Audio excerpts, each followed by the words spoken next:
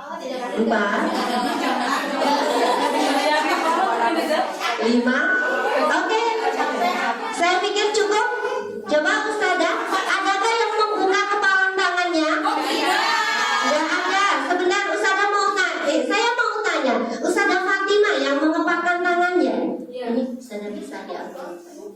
Yang mengepakkan tangan. Ustazah Fatimah, saya mau tanya Ustazah Fatimah, kenapa Ustazah Fatimah tidak mau membuka tangan ke temannya? Kenapa? Kok tadi itu tidak mau membukakan? Alasannya apa? Baik Ustazah, terima kasih.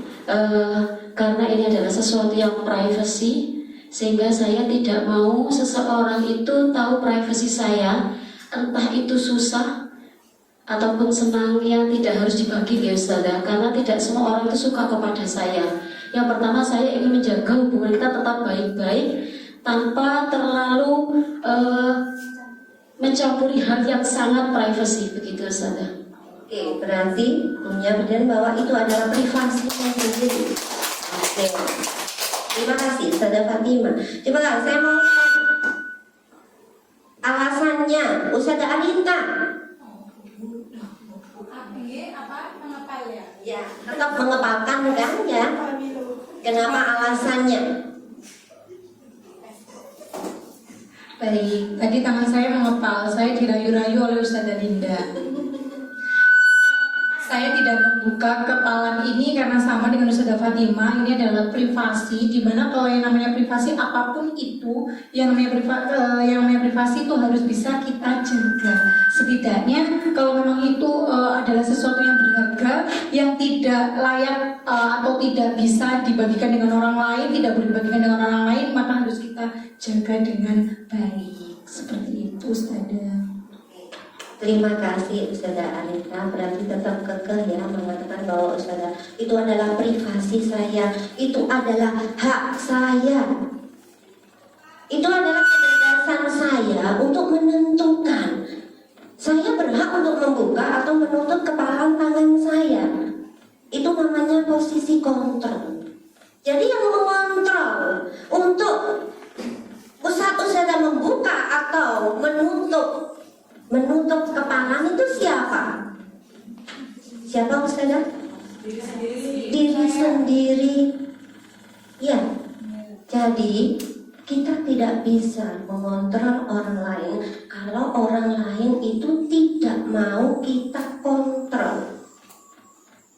Itu makanya kita harus berubah, paradigma kita harus berubah. Ya. Jadi kita tidak bisa mengontrol orang lain untuk mau apa yang kita inginkan kalau dia tidak bisa, tidak mau, tidak mengizinkan dirinya itu untuk dikontrol. Seseorang mau melakukan, umpamanya tadi ada yang membuka tangannya karena dia punya alasan kenapa dia itu mau membuka. Berarti hati dia mau dikontrol oleh orang tersebut dengan dia tahu konsekuensinya. Sudah siap dengan konsekuensi bahwa dia itu dengan membuka tangan, dia itu akan apa yang akan terjadi. Berarti dia sudah siap. Kita lihat, ini yang sering kita miskonsep di sini. Kita ada beberapa miskonsep menurut teori kontrol dari Dr. William Glasser di bukunya Choice Theory. Dia mengatakannya, ilusi guru mengontrol murid. Ya, sebenarnya guru itu tidak bisa memaksa murid untuk melakukan sesuatu kalau dia tidak mau melakukannya. Kalau murid itu mau, berarti dia mengizinkan gurunya itu mengizinkan dirinya dikontrol oleh gurunya. Tetapi kita tidak bisa memaksa dia untuk mau kita kontrol. Sama seperti jenengan, ya kan?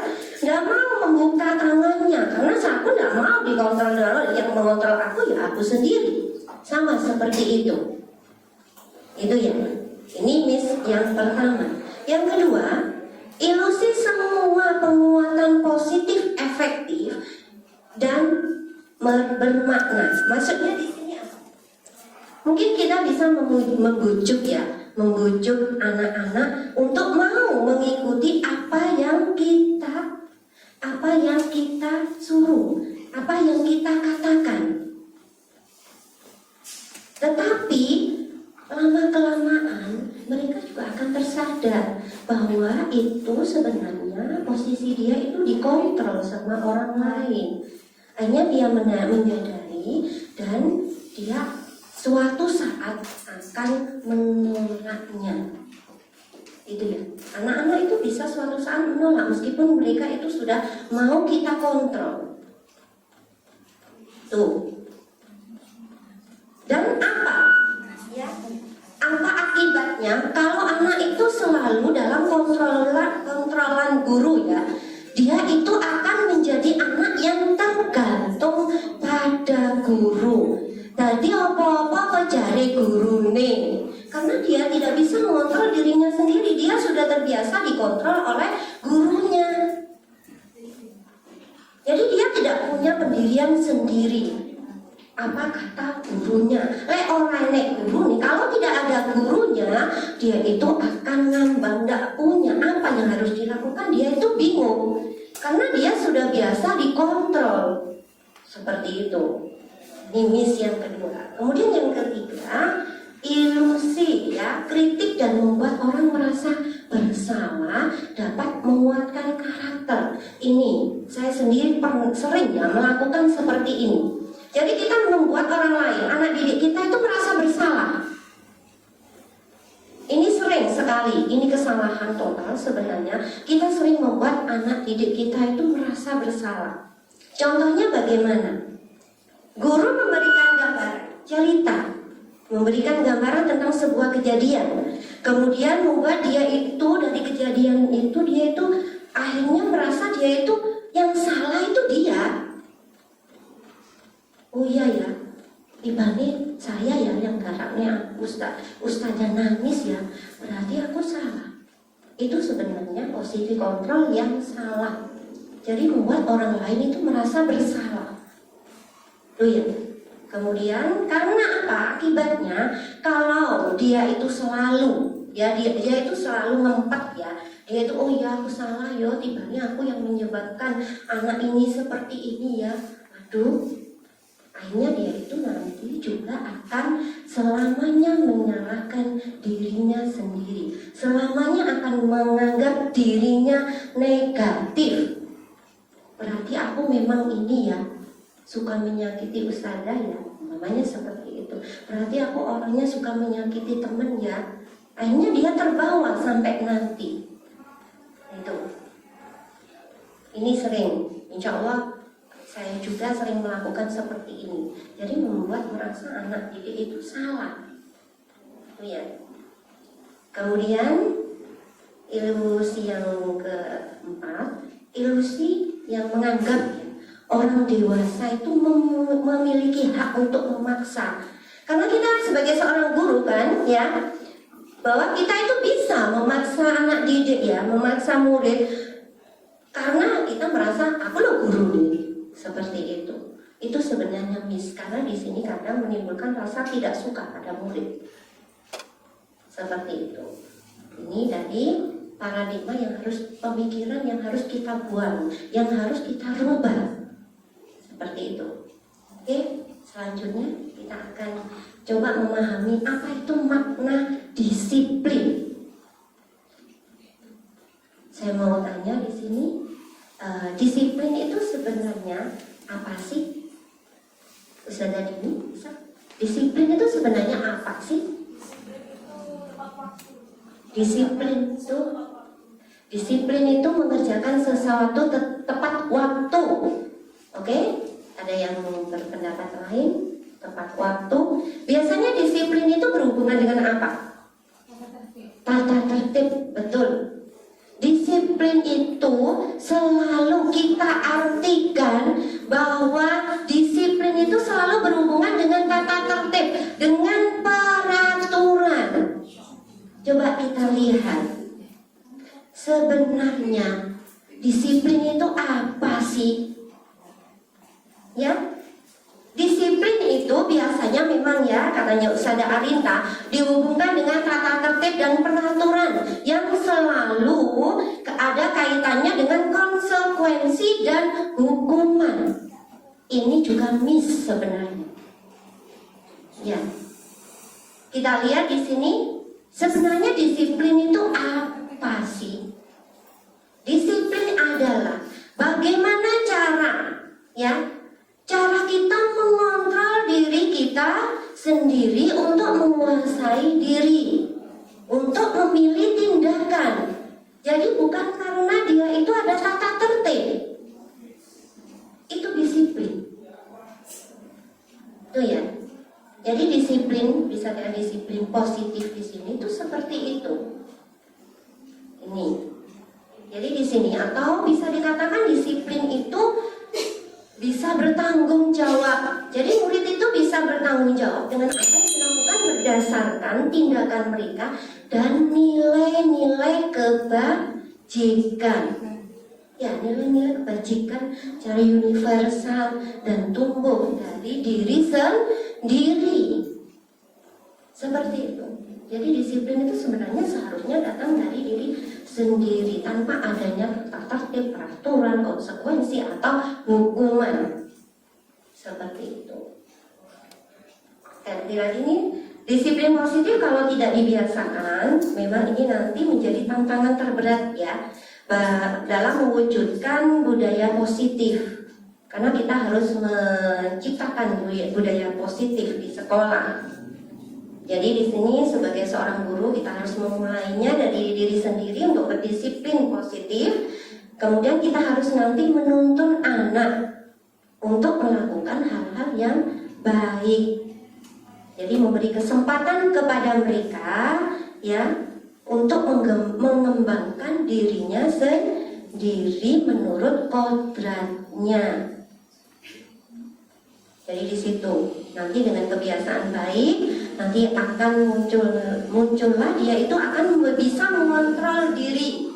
Kemudian mewujudkan disiplin positif ini memang ya, mewujudkan disiplin positif ini tidak bisa itu secara langsung, tetapi nanti dilakukan terus-menerus dan berkesinambungan. Perubahan tidak bisa dilakukan langsung moro dirubah, tetapi memang harus dari sedikit demi sedikit kita belajar semuanya. Itu. Oke, kita tadi sudah mengetahui nilai-nilai kebajikan. Sebenarnya nilai-nilai kebajikan itu apa sih?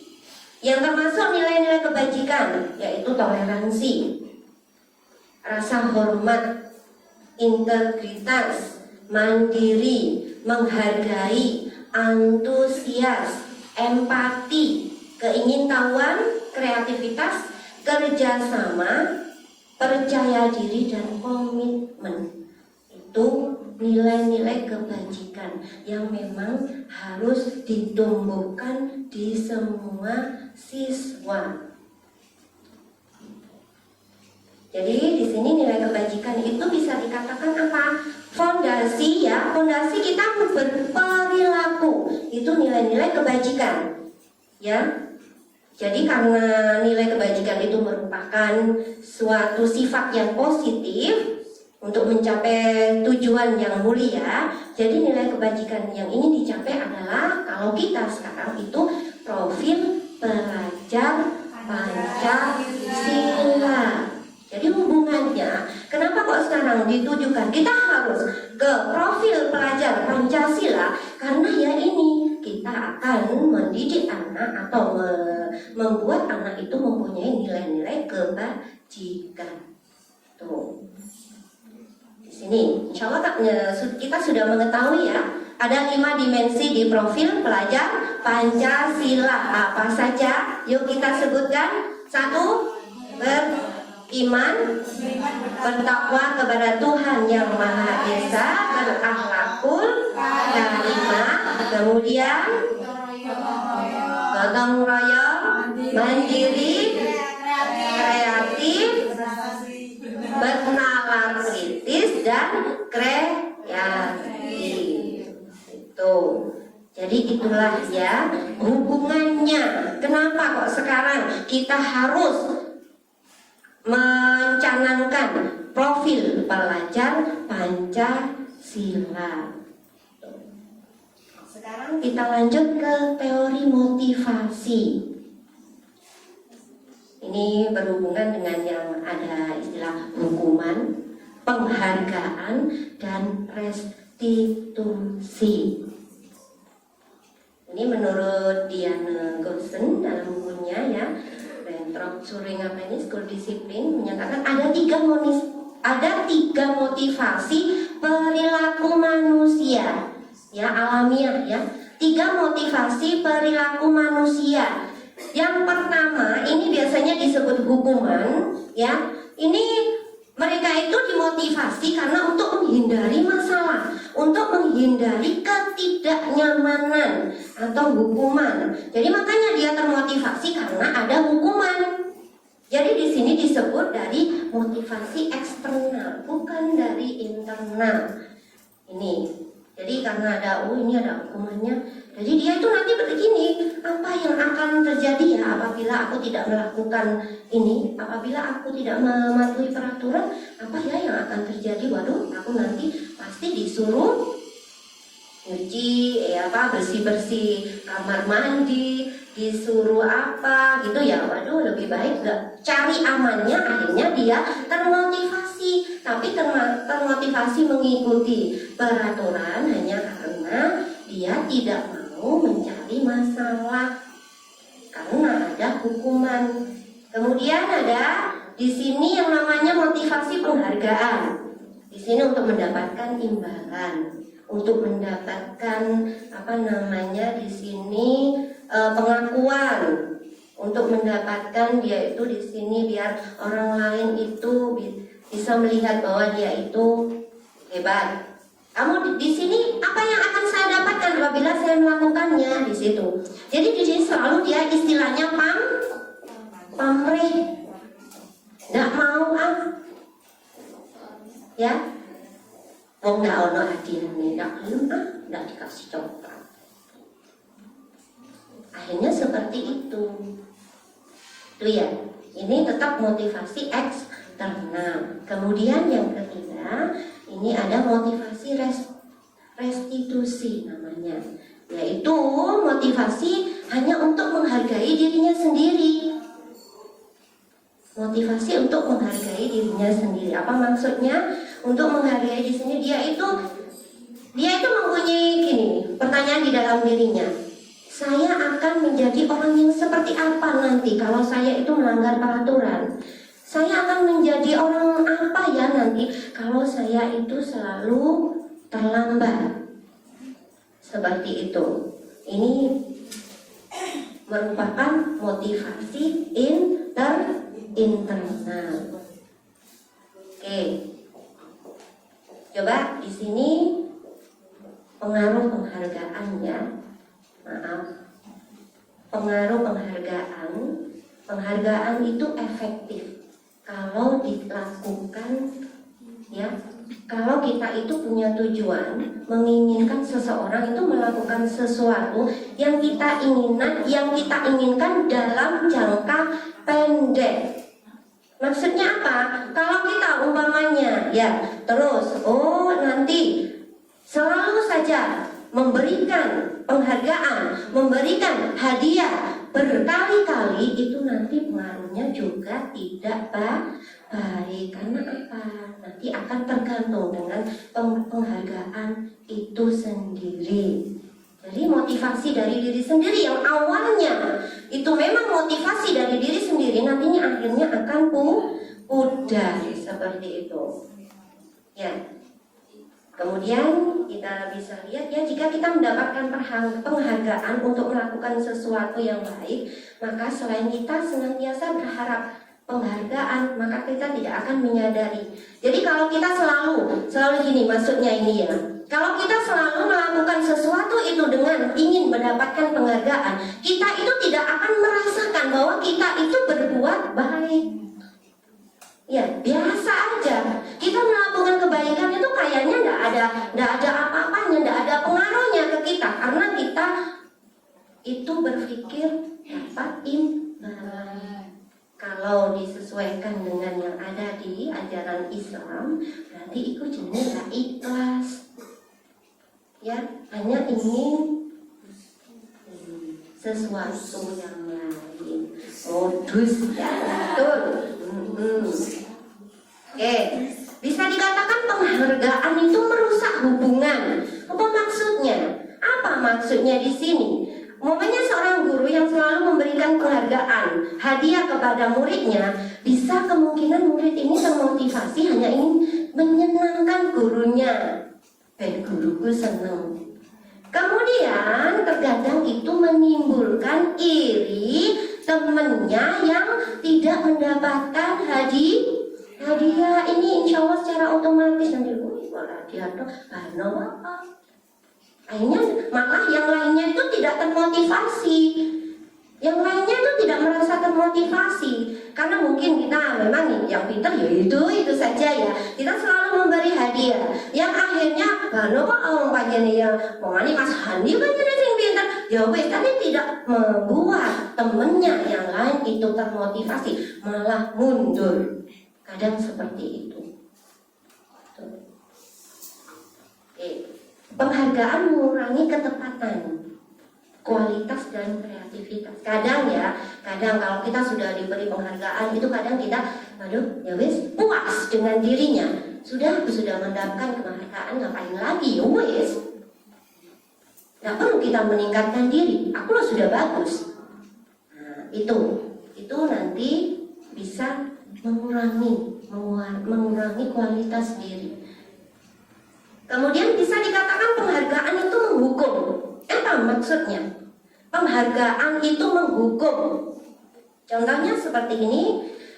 Maksudnya di sini adalah apabila suatu penghargaan ya diharapkan oleh seseorang, dia itu biasa mendapatkan penghargaan, biasa. Terus tiba-tiba dia tidak mendapatkan penghargaan. Dia akan down dan merasa itu hukuman bagi dia. Itu makanya bisa dikatakan penghargaan itu menghukum. Umpamanya yang biasa dapat 100, tiba-tiba temennya yang biasa dapat 60 mendapatkan coklat. Dia tidak mendapatkan coklat, itu akan membuat otomatis dia itu down. Seperti itu. Itu gambarnya, sadar. Tuh, pengaruh penghargaan.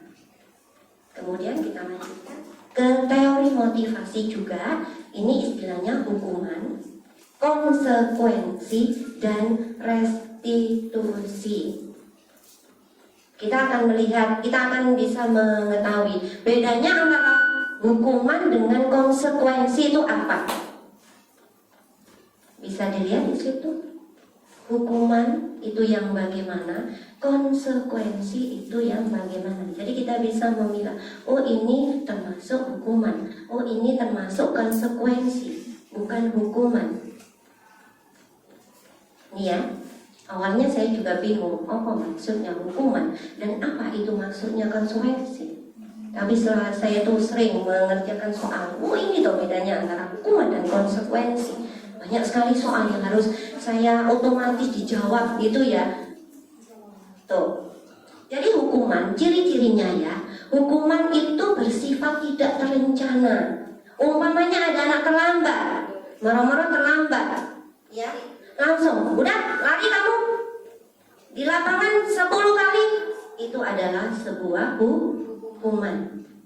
Ya, jadi tidak terencana. Pokoknya ada anak datang atau anak melakukan pelanggaran, kemudian langsung kita disuruh berdiri sana.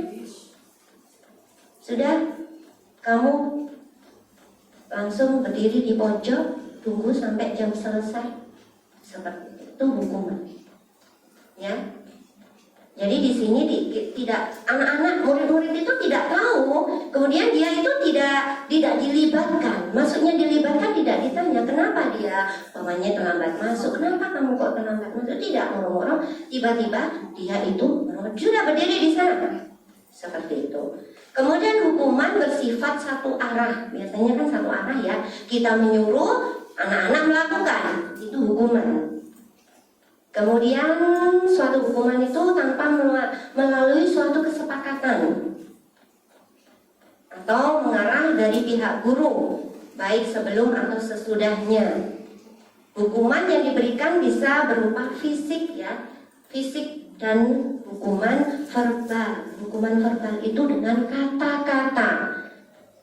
Ya, hukuman itu bisa berupa kata-kata yang membuat anak-anak itu merasa dia itu dihukum secara verbal, tersinggung, sakit hati, seperti itu. Tuh. Kemudian kalau konsekuensi, bedanya dengan konsekuensi, kalau konsekuensi itu insya Allah sudah kita itu konsekuensi ya. Aturan kita itu sekarang itu masih konsekuensi tingkatannya. Aturan SMP Al-Ikhlas itu masih konsekuensi, karena konsekuensi di sini bisa, ini sudah dibahas ya, disepakati ya, dan disetujui oleh murid dan guru. Biasanya itu umumnya itu konsekuensi itu dibuat oleh guru atau sekolah. Biasanya seperti itu, dan murid sudah mengetahui. Tapi ini murid sudah mengetahui, dikasih tahu. Itu kita ya. Kalau saya melihat kita itu masih konsekuensi. Tuh. Kemudian di sini kita lanjutkan. Ini contohnya. Oke. Sekarang kita lihat. Ustazah, coba jenengan lihat. Jenengan bisa latihan membedakan. Kira-kira ini ada 1 sampai 10. Yang 1 itu termasuk hukuman atau konsekuensi. Bisa melihat? Kelihatan? Kurang besar?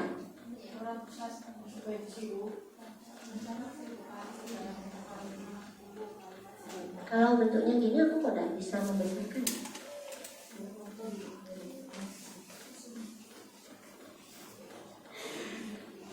Coba saya bacakan ya.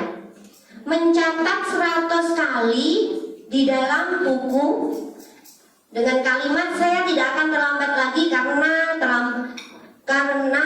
dia itu terlambat ke sekolah dan disuruh mencatat 100 kali. Ini termasuk konsekuensi atau hukuman? Disuruh mencatat 100 kali karena terlambat. Kemudian diminta, saya tidak akan terlambat lagi, nulis sebanyak 100 kali. Itu konsekuensi atau hukuman? Kalau sudah dikasih tahu sebelumnya, Konsekuensi. Karena di sini sudah dijelaskan karena terlambat ke sekolah berarti dia sudah tahu. Berarti ini termasuk konsekuensi. Oke, sekarang yang kedua, lari mengelilingi lapangan basket 2 kali karena terlambat hadir di sekolah. Biasanya kalau hukuman itu tidak nyambung. Itu cirinya. Nah, hukuman itu tidak nyambung. Tetapi kalau yang ini kan masih nyambung.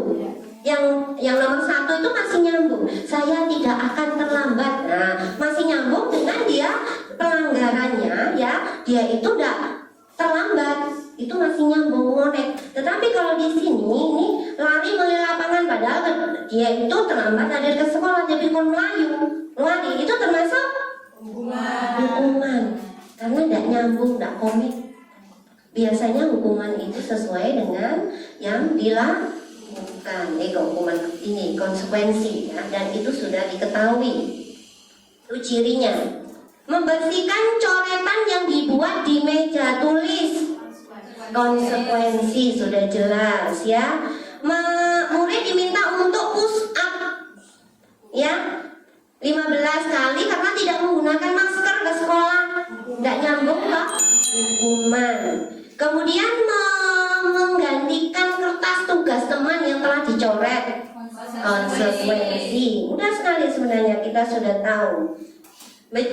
Berjemur di lapangan basket pukul 12 siang karena mengobrol dengan teman. Hukuman jelas. Ini ya, mungkin saat pelajaran ngomong sendiri. Murid diminta bertelanjang kaki sepanjang hari karena tidak menggunakan sepatu warna hitam sesuai peraturan sekolah. Konsekuensi ini kemarin diperdebatkan. Ini telanjang kaki kan itu hukuman fisik. Kakinya bisa sakit. Padahal cirinya kita hukuman itu fisik. Itu. Tuh kemarin diperdebatkan, akhirnya bisa dua-duanya.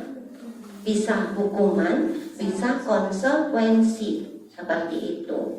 Seandainya umpamanya diganti tidak bertelanjang kaki, diminta pakai sepatu apa, itu masih bisa dikatakan konsekuensi saja. Karena ini telanjang kaki, karena itu berhubungan dengan fisik masih ada hukumannya. Berdiri di depan kelas sambil mengangkat satu kaki karena tidak menjawab pertanyaan. Sudah jelas ya Ustazah? Hukuman. Membersihkan tumpahan air di meja karena tersenggol dirinya sendiri ya pada saat pembelajaran. Konsekuensi. Kehilangan 10 menit jam istirahat untuk mengerjakan tugas karena terlambat datang dan tertinggal pelajaran. Konsekuensi atau hukuman? Sudah. Kehilangan 10 menit jam istirahat untuk mengerjakan tugas karena terlambat datang dan tertinggal pelajaran. Konsekuensi. Ya, biasanya ini tercatat ya. Oke, ini jawabannya ya. Konsekuensi hukuman. Nih, alhamdulillah semuanya sudah paham ya bedaan. Sekarang kita ke restitusi. Restitusi, proses menciptakan kondisi bagi murid untuk memperbaiki kesalahan mereka sehingga mereka bisa kembali pada kelompoknya dengan keyakinan atau karakter yang lebih kuat. Ya, atau proses kolaborasi yang mengajarkan murid untuk mencari solusi dari masalah dan membantu murid berpikir tentang orang, seperti apa yang mereka inginkan dan bagaimana mereka harus memperlakukan orang lain. Tujuan kita itu semuanya harus bisa berestitusi. Tujuan kita abot, berat sekali. Saya sendiri belum secara maksimal melakukan restitusi. Restitusi itu bukan menebus kesalahan, tetapi belajar dari kesalahan untuk menjadi lebih baik ke depannya. Itu restitusi. Restitusi itu sebuah tawaran. Jadi kita tawar-menawar sama anak-anak. Ya, bukan dipaksa. Jadi di sini restitusi itu fokus pada karakter. Kita membentuk karakter anak untuk bisa menyelesaikan masalah sendiri dengan motivasi internal dia. Ya, bukan tindakan, dan juga fokus pada solusi. Solusinya juga diserahkan kepada anak-anak. Seperti itu nanti. Enaknya gimana? Sepertinya ini pernah sudah kita lakukan, tapi masih belum maksimal. Insya Allah training center sudah melakukan itu. Ya. Sudah melakukan itu. Oke, kita ke keyakinan kelas. Tadi masalah restitusi, hukuman, konsekuensi, dan penghargaan ya. Sekarang ke keyakinan kelas. Kenapa sih kok sekarang disebut keyakinan kelas? Keyakinan sekolah, bukan peraturan sekolah atau peraturan kelas. Nih, dijelaskan bahwa ya nilai-nilai kebajikan, tadi nilai kebajikan yang dimiliki oleh murid ya, apabila menekankan pada keyakinan akan lebih termotivasi atau lebih memotivasi seseorang dari dalam. Ya, kalau peraturan ya, jadi di sini akan lebih tergerak ya menjalankan keyakinan daripada melakukan sekedar mengikuti peraturan. Makanya hanya ingin merubah mindset ya, hanya ingin merubah mindset. Kenapa kok dijadikan keyakinan sekolah atau keyakinan kelas, bukan peraturan sekolah atau peraturan kelas. Jadi hanya merubah mindset, merubah pemikiran, merubah paradigma. Kita semuanya harus mau berubah, perubahan pemikiran seperti itu. Jadi tujuannya di sini hanya itu saja. Oke, tahapan menciptakan program kebajikan di sekolah, atau maksudnya di sini peraturan sekolah itu sebenarnya tahapannya itu seperti ini. Itu ya, boleh dibuat oleh sekolah dulu. Kita lihat daftar kebajikan yang ada di sekolah. Jadi sekolah itu ada kebajikan apa? Toleransi apa-apa ya. Kemudian tentukan nilai-nilai kebajikan yang ingin dijadikan perhatian utama di sekolah. Maksudnya dijadikan perhatian utama di sekolah itu dijadikan peraturan. Kemudian disempurnakan beberapa nilai kebajikan yang utama dibahas oleh kelompok utama. Maksudnya kelompok utama di sini dibahas oleh manajemen. Seperti itu. Kemudian baru dibuat poster. Dijadikan memang itulah ya keyakinan sekolah yang ada di kita. Seperti itu. Ini apa? Tahapan pembuatannya. Kemudian ada kan keyakinan kelas? Tahapan keyakinan kelas. Di sini keyakinan kelas, insya Allah kita sudah melakukan semuanya ya kemarin di awal pembelajaran. Kita di sini meminta murid berpendapat tentang peraturan yang perlu disepakati. Jadi meminta anak-anak itu semuanya, ayo dibuat apa sih nanti kesepakatan kita. Semuanya harus menulis, dicatat ya, dicatat dan dijadikan satu. Semua murid harus berpendapat. Jadi tidak hanya 3 atau 4 orang atau hanya ketua kelas ini yang dianggap itu. Kemudian kan dari mereka biasanya itu ada kata tidak. Sebenarnya peraturan atau yang kesepakatan kelas itu tidak boleh menggunakan kata tidak. Berusahalah kita menggunakan kata positif. Jadi enggak pakai tidak itu enggak ya. Tinjau rubah kalimat negatif menjadi kalimat positif. Umpamanya apa? Tidak boleh meletakkan tempat makan di ini ada kata tidak lain. Tidak boleh membuang sampah sembarangan. Nah, buanglah sampah pada tempat sampah atau tempatnya. Nah, hanya merubah kalimatnya itu menjadi kalimat positif, bukan menggunakan kalimat negatif ya. Kemudian tinjau kembali pendapat yang sudah dicatat. Kemudian tentukan nilai-nilai kebajikan bersama-sama. Ya, tidak membuang sampah sembarangan. Itu masuk nilai kebajikan apa? Umpamanya kita buat ya, ada buanglah sampah pada tempatnya. Itu masuk kebajikan apa? Kebersihan, kerapian, bisa seperti itu. Oh ini. Kemudian setelah kita menentukan itu, tinjau ulang peraturan dijadikan suatu keyakinan untuk mengurangi jumlah sehingga mudah dijalankan. Jadi peraturan sekolah atau kesepakatan kelas itu jangan terlalu banyak, nanti anak-anak bingung. Tinjau ulang dan minta semua siswa menandatangani, dicetak dan diletakkan di dinding kelas. Mungkin awalnya mereka ini ya tentang keyakinan kelas itu bingung, yang disiplin itu apa. Tetap kita menyimpan catatan anak-anak yang termasuk disiplin itu apa, yang termasuk kebersihan itu apa, yang termasuk ini itu apa. Selalu didedikasikan ya di ini untuk pendalamannya. Setiap keyakinan itu selalu kita ingatkan, dilibatkan di setiap kegiatan di kelas. Coba ini contoh mungkin keyakinan kelas nanti bisa kalau ini dipraktekkan ya. Contohnya umpamanya, ini tadi tidak boleh, umpamanya pendapat ada satu kata, tidak boleh membuang sampah sembarangan.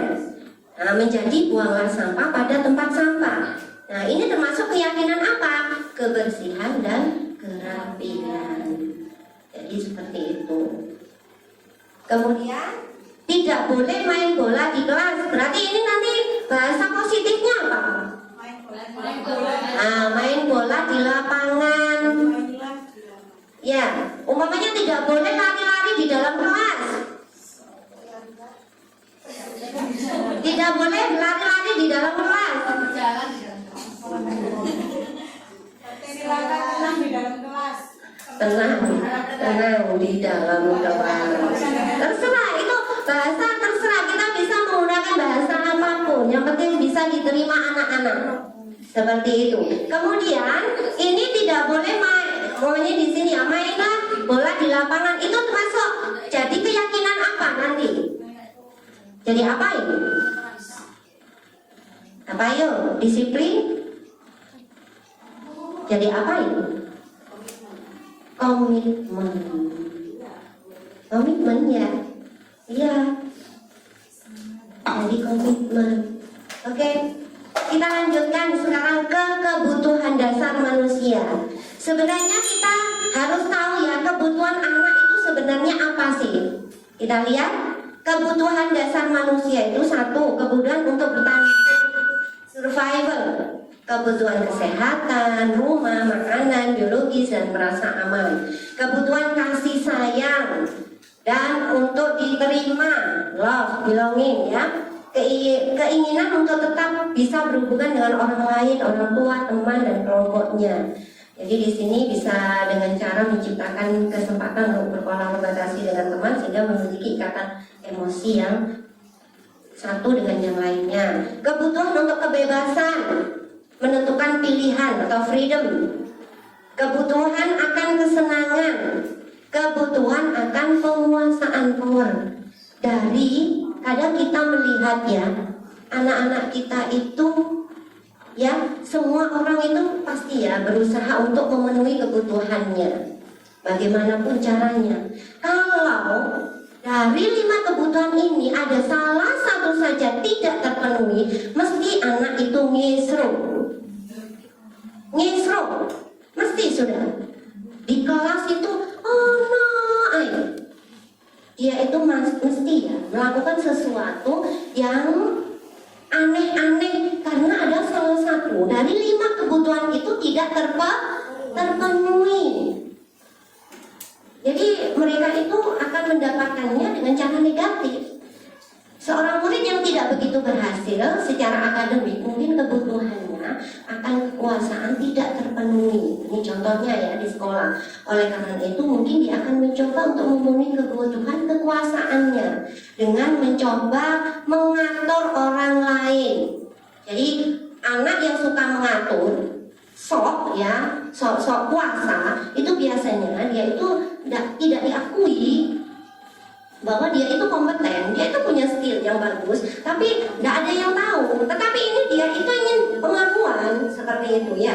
Jadi dia itu dengan cara negatif, dia mengatur kancani seperti itu ya. Dan dapat di sini. Kemudian seorang yang tidak merasa diterima, Allah kancani yang merasa tidak diterima ya, mungkin dia ini kebutuhannya akan cinta kasih. Ya, kasih sayang tidak terpenuhi, oleh karena itu dia mungkin akan memiliki satu teman dan memisahkan diri dengan yang lainnya. Sebagai guru kita bisa membangun hubungan yang bisa membangun kepercayaan dan keintiman dengan anak ini. Tuh. Contoh kasus, coba ada contoh kasus.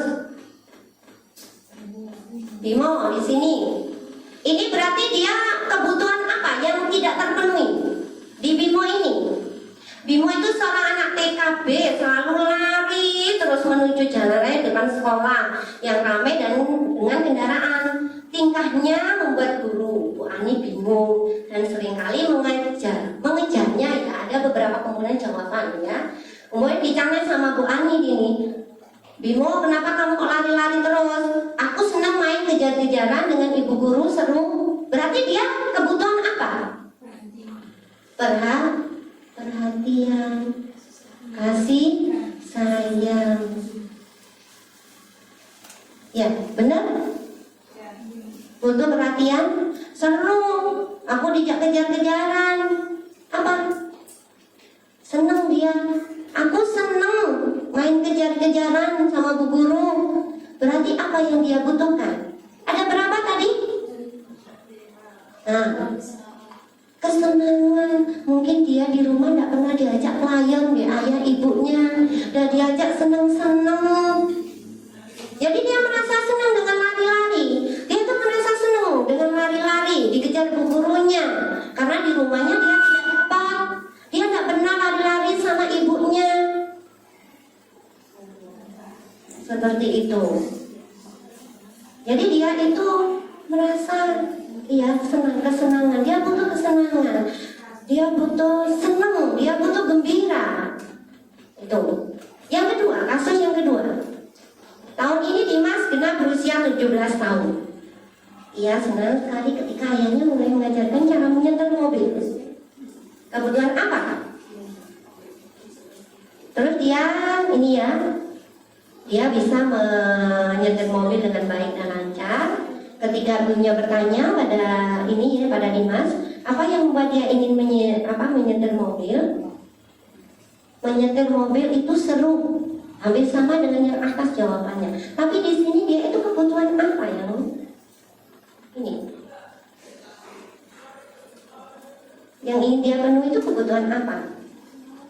Dia itu sudah gede, sudah 17 tahun. Berarti kebutuhan apa? Ya, kebutuhan apa sih ini? Ayahnya ngajarkan nyupir, lalu dia bangga ditanya sama ibunya. Apa yang buat dia ingin bisa menyetir mobil? Kebutuhan apa ini? Penghargaan? dia pengakuan. Dia itu gini ya, ini sebenarnya dia itu merasa kompeten. Dia itu sudah merasa mampu. Ya, merasa mampu. Jadi dia itu perlu diakui. Bisa dikatakan dia butuh penguasaan. Ya. Tuh. Coba sekarang ini ada panjang kasusnya. Ayo, minta tolong mic-nya, Ustazah. Minta tolong berpendapat. Ustazah Husnul bisa berpendapat? Ini ada kasus Ihsan. Enak? Kelihatan? Ihsan siswa kelas 10 SMA, karakternya dia anak pendiam. Dia itu pendiam. Di sekolah pendiam. Tidak percaya diri. Ayo, berarti ini pertanyaannya bukan kebutuhan apa, tetapi di sini kenapa sih kok bisa sekarang Ihsan itu bisa berubah? Ya.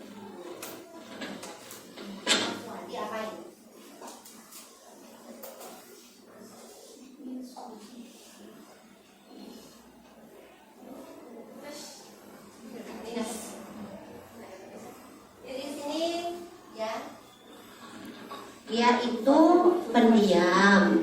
Kemudian saat ada lomba, ada kan temennya yang ditunjuk. Itu gambaran umum ya. Temennya yang ditunjuk. Kemudian temennya itu nggak bisa ikut.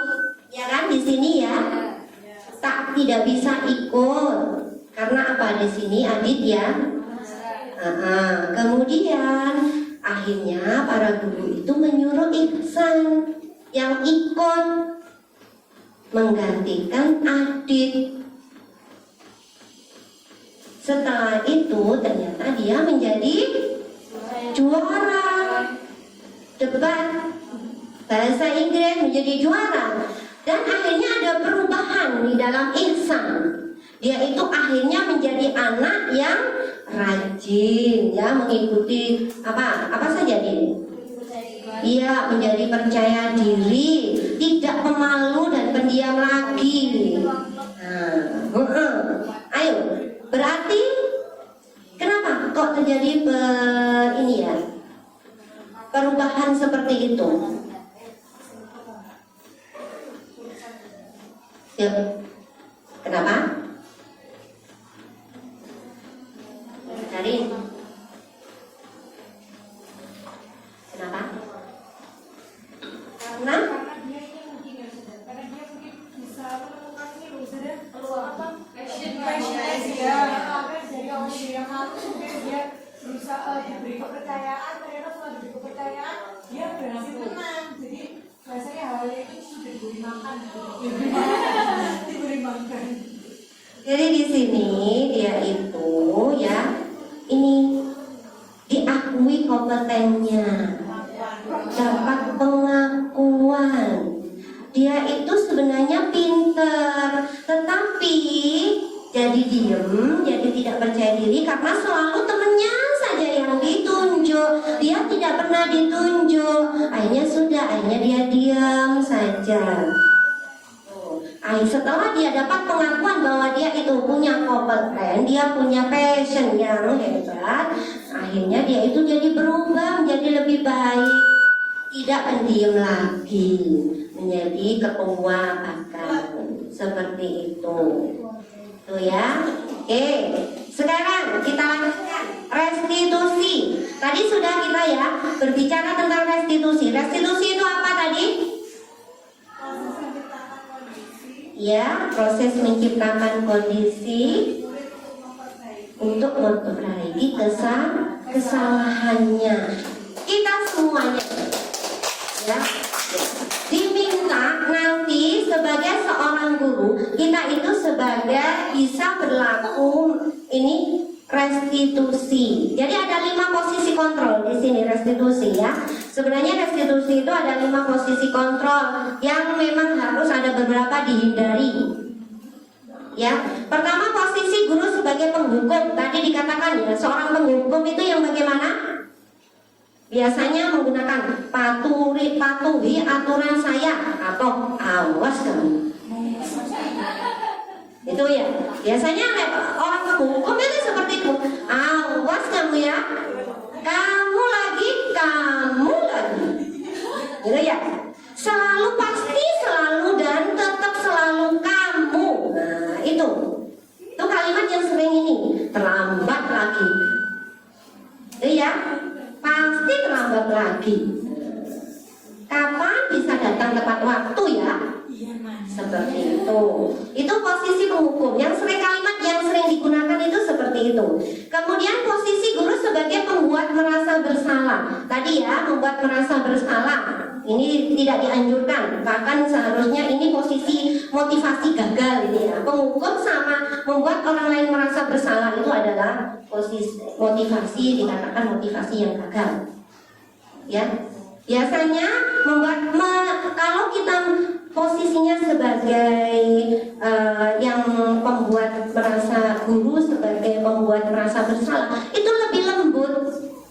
Bahasanya lebih lembut, gak kayak awas kalau gak kayak gitu, lebih lembut bahasanya. Contohnya bisa dilihat di sini ya. Ibu sangat kecewa sama kamu.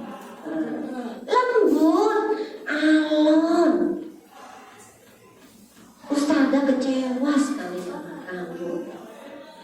Berapa kali Bapak harus memberitahu kamu ya? Gimana coba? Kalau orang tua kamu tahu kamu berbuat seperti ini, gimana? Nah, itu nanti dia itu akan merasa bersalah seperti itu. Kemudian ada lagi yang posisi guru sebagai teman. Jadi koncoan bi guru nih. Ya, sebagai teman. Sebagai teman bisa digunakan, tetapi tidak boleh selalu digunakan. Karena sama seperti yang tadi, itu akan membuat dia itu tergantung. Nek wis gak ono gurune ya wis, nggak ada motivasi. Umpamanya hanya satu ustazah saja yang dia inginkan. Kalau nggak ada ustazah itu, dia tidak akan bisa apa-apa. Itu posisi kalau kita itu sebagai teman, kita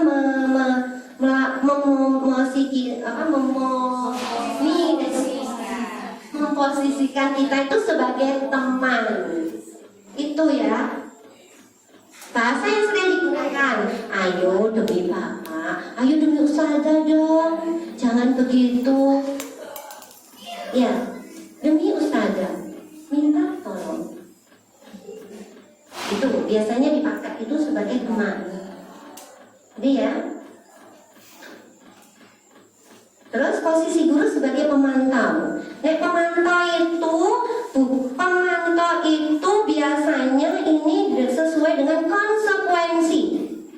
Tegas, tidak ada kompromi, tapi beda dengan penghukum. Itu posisi kita memosisikan diri itu sebagai pemantau. Jadi sesuai konsekuensi. Konsekuensi niki yo wis iki. Itu posisi kita sebagai pemantau. Ya. Biasanya gini, peraturannya apa? Yo wis. Nah, itu sering saya nggak sering yang seperti itu.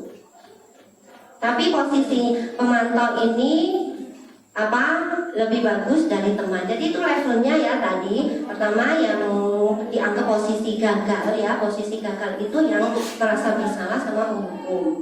Teman masih 3, teman, pemantau sama restitusi. Ini dikatakan masih bisa dipakai tergantung situasinya bagaimana. Tetapi tidak bisa posisi teman sama pemantau itu selalu digunakan. Diusahakan kita posisinya itu sebagai manajer. Jadi itu sebagai manajer, kita itu sebagai manajer ya. Jadi umpamanya di sini ada siswa yang melanggar, kita panggil, ditanya, kenapa kamu kok terlambat? Ini tadi, tahu kan peraturannya apa? Seperti itu. Biarkan anak itu menjawab, iya saya tahu. Terus kenapa kok tetap dilanggar? kenapa kok tetap kamu tidak datang tepat waktu? Seperti itu. Kemudian tetap, berarti ini harus apa ya? Tetap ya ditanya. Berarti kamu nanti apa yang harus kamu lakukan biar kamu tidak terlambat lagi? Ditanya. Jadi biarkan dia sendiri itu yang menemukan solusinya. Iya Ustazah, biasanya, ya Ustazah besok aku ini. Biasanya aku kalau diantarkan ibu pasti telat Ustazah. Tapi lah diantarkan om enggak, berarti ya aku minta diantarkan om terus. Nah gitu. Jadi dia itu diminta untuk mencari solusinya sendiri. Itu posisi manajer. Seperti itu. Kita harus berusaha. Tapi tetap ya.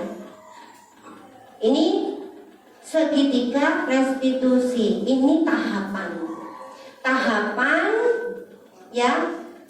Tahapan apabila kita itu berdialog dengan seseorang yang dia itu sebenarnya melakukan kesalahan dan takut. Sebenarnya anak kita itu setelah melakukan kesalahan itu mesti takut. Nah, ono arek melakukan kesalahan itu tidak takut. Nonsen, bohong. Mesti takut, meskipun dia itu bisa menyembunyikan, pasti dia ada rasa takut. Bagaimana kita nanti, tahapannya bagaimana sih kita memanggil? Kita panggil, ini ada tahapan yang dinamakan dengan segitiga restitusi.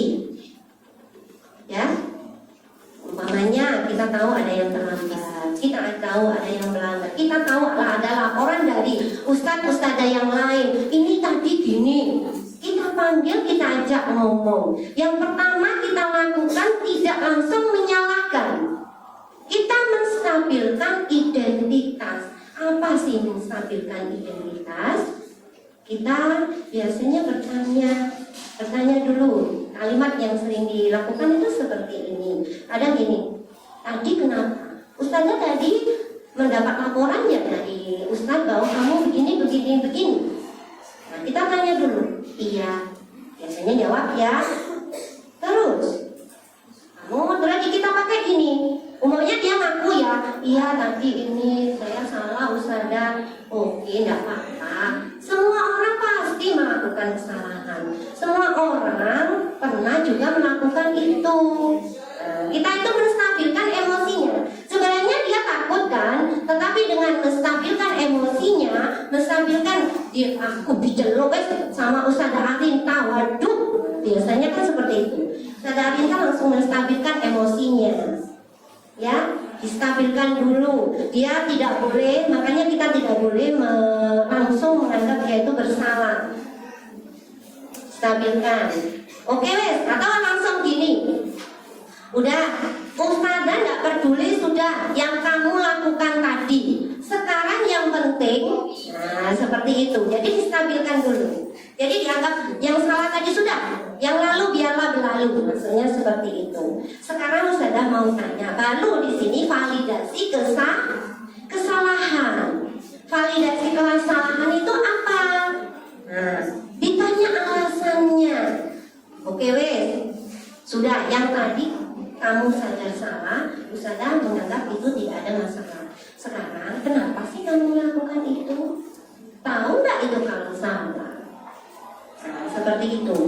Ditanya, oh pantesan kamu berhak untuk marah. Nah setelah ini kan mungkin ya gelut ya. Oh pantesan temenmu ngomong gitu. Ya wes pantesan kamu marah. Kamu punya hak untuk marah. Tapi kan ada ya yang lebih baik dari itu. Nah, maksudnya gitu. Daripada kamu melakukan itu kan ada kan yang lain caranya. Ditanya. Iya sih ustazah, biasanya gitu ya. Kemudian baru ditanyakan keyakinannya. Kamu sudah melakukan ini, berarti kamu sudah melakukan apa? Melanggar yang mana? Seperti itu. Berarti kamu harus bagaimana? Bagaimana cara kamu untuk menyelesaikannya? Ya ustazah, aku tak minta maaf, pokoknya sudah menyakiti ustazahnya. Aku tak minta maaf sama ustazah. Dengan minta maaf apa sudah selesai masalah? semuanya. Enggak sih? Oke, apa yang harus kamu lakukan? Ayo, tahapannya bagaimana? Ditanya lagi. Seperti itu. Jadi dibiarkan dia itu berpendapat untuk menyelesaikan masalahnya sendiri. Itu namanya segitiga restitusi. Itu ya sadar. Ini segitiga restitusi ada simpulnya. Ini. Nah, insya Allah dengan pemahaman tadi, motivasi dari ini semuanya, semoga ya dengan paradigma perubahan yang saya sampaikan di sini hanya sedikit pemahaman saya ya tentang budaya positif, paradigma perubahan ini. Kemudian kita berharap ya bisa membawa anak-anak didik kita, meskipun ini ya harus menjadi lebih baik lagi, menjadi anak yang soleh, soleha, berakhlakul karimah, beriman, cerdas, berbudi pekerti dan tangguh. Itu harapan kita, seperti sesuai dengan visi kita, Islami, mandiri,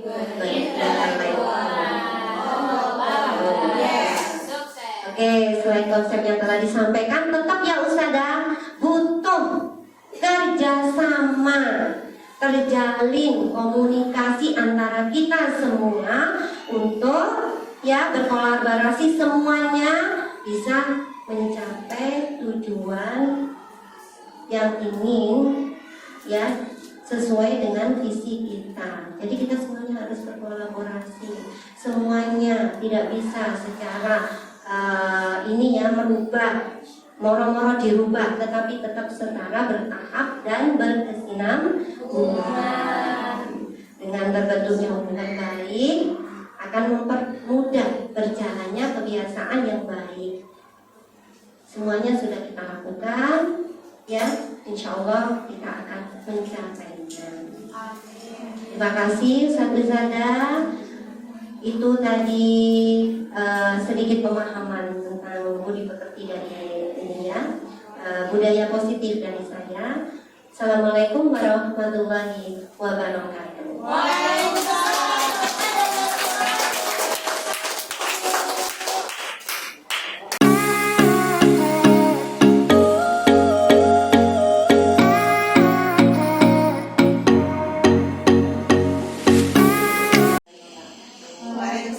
warahmatullahi wabarakatuh. Sebelumnya saya ucapkan terima kasih kepada Ustazah yang mau hadir ada kesempatan kali ini di saat diseminasi aksi nyata modul 1/4 budaya tentang budaya positif.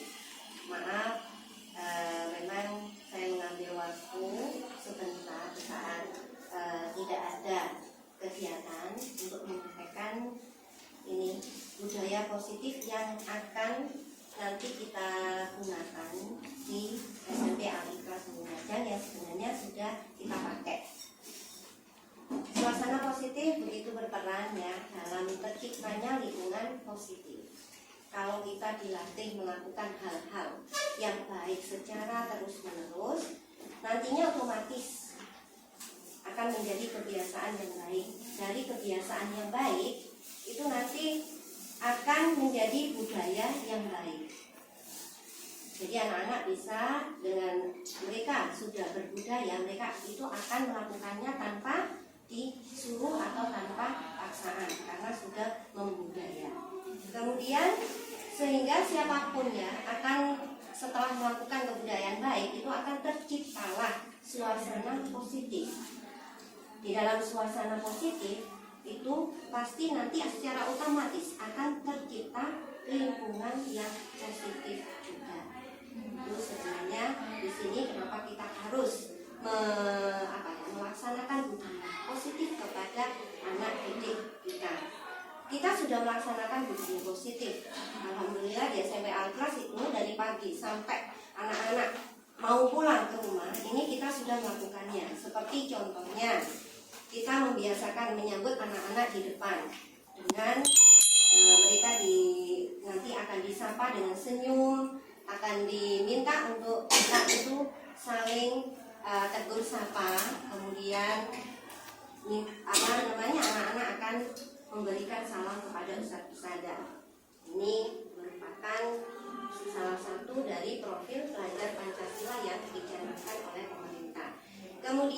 juga sudah melakukan setelah anak-anak nyampe di sekolah itu sudah ada pembiasaan sholat duha seperti itu. Kemudian ada dilanjutkan dengan tilawah pagi dan juga insya Allah di pendampingan kita juga dilaksanakan pendampingan individu itu per siswa. Insya Allah 16 anak itu satu ustadzah kalau di SMP Al-Ikhlas. Dan setiap tahunnya kita itu sering melakukan pembiasaan seperti bersedekah ya. Kita sering itu mengadakan ini di saat Ramadan kita itu sering melakukan ini ya berbagi lauk.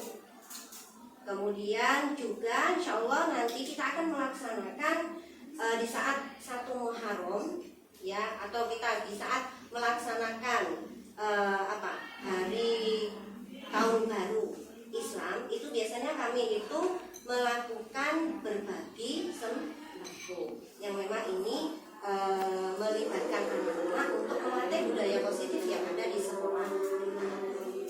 Tuh. Kemudian saya akan menyampaikan sebenarnya ini sudah kita lakukan. Untuk aksi nyata saya itu saya mengambil ke SMS. Saya ambil judul di sini SMS Sedekah Menuju Sukses sebagai upaya pembentukan budaya positif yaitu peduli sesama. Latar belakang kenapa saya memilih ini, di era globalisasi sekarang ini nilai-nilai kepedulian sosial itu mulai menurun. Ada mengalami degradasi ya, karena memang pengaruh lingkungan sekarang khususnya di ini ya kalangan generasi muda atau di kalangan pelajar terutama.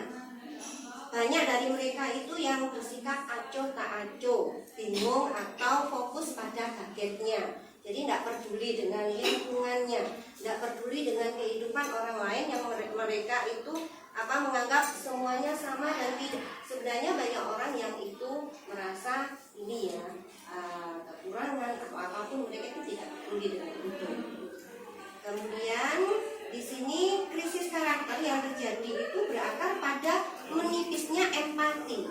Jadi siswa atau pelajar pada zaman sekarang itu rasa empatinya itu mulai menurun. Kemudian tujuan dari saya mengambil judul di sini yaitu dari rancangan tindakan ini diharapkan ya nanti menumbuhkan rasa empati anak didik. Kemudian membentuk karakter peduli sesama ya dengan kegiatan sedekah menuju sukses tersebut.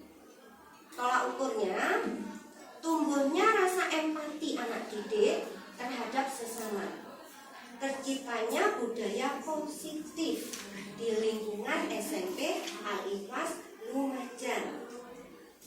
Dukungan yang saya butuhkan di sini yaitu pertama kerjasama seperti ini.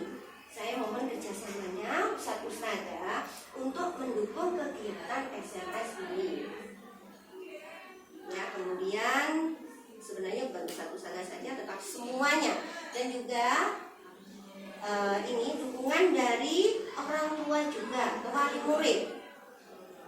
Jadi mereka akan kita beritahu bahwa anak-anak itu akan ini setiap harinya akan ada kegiatan SMS yang memang itu dari uang saku mereka sendiri, bukan disiapkan itu harus minta uang ke orang tua, tetapi mereka harus bisa ber-SMS itu dari uang saku mereka sendiri. Kemudian yang saya butuhkan juga di sini itu ada sarana prasarana.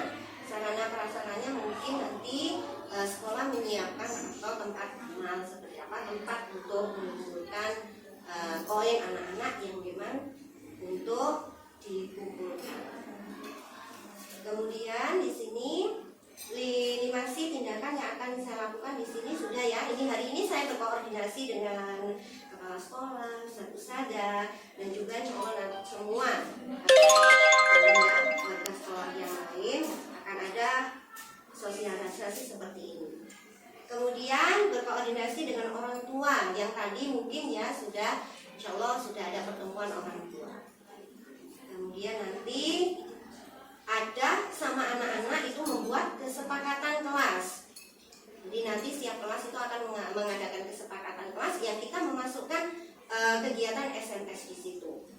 Kemudian nanti baru insya Allah pelaksanaannya besok atau selama seminggu ini. Kemudian baru nanti kita evaluasi dan ada refleksi. Itu saja, mungkin ada masukan dari ustazah dengan ide SMS di sini. Saya sadar mungkin perlu juga disampaikan sebagai penguat kepada siswa untuk bersemangat ikut meramaikan SMS itu dengan target itu begini nih. SMS kita dalam satu semester ini kita akan wujudkan untuk pemasangan keramik di usaha kita yang nominalnya sekian. Itu akan menumbuhkan rasa kepedulian yang menjadi lebih tinggi karena mereka tahu bahwa peruntukan SMS kita di semester ini adalah untuk masang keramik. Sehingga ketika sudah terpasang, ini hasil kita ya. Gitu.